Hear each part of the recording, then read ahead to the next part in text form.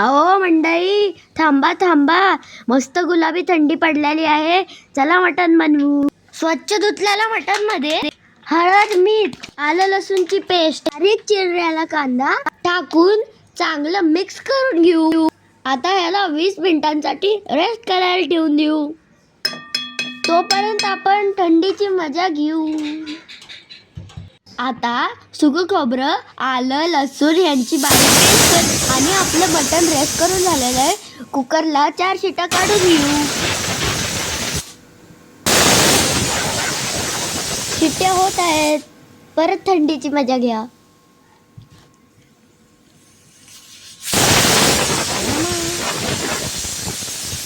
आता आपण मस्त सुक्का आणि रस्सा वेगळा करणार आहोत. 2 रेसिपीज आपल्या चालू आहेत. कढईमध्ये 2 चम्मच तेल टाकून घेऊ.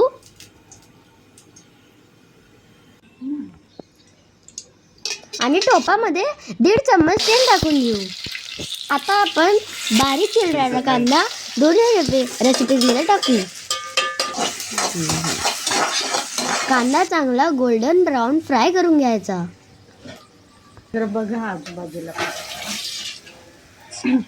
बघू शकता मंडळी, आपलं मटण चांगलं शिजलेलं आहे. पहा.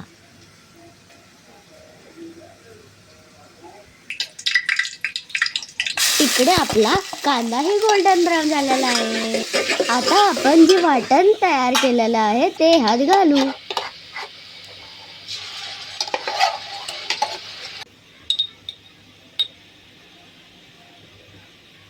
आणि मसाला आपल्याला तेल सुटेपर्यंत चांगला भाजून घ्यायचा आहे.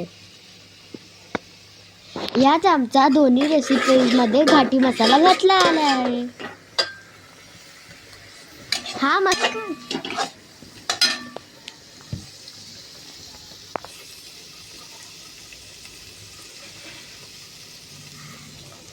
तर इथे आपल्या रश्श्यासाठी चांगला मसाला भाजला जात आहे. तर मंडळी, हा आहे आमचा सांगलीचा घाटीवरचा मसाला.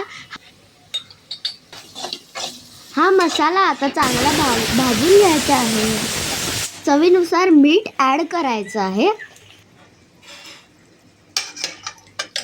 शिजलेलं मटण आपल्या आवडीनुसार रस्सामध्ये आणि सुक्यामध्ये टाकून घेऊ.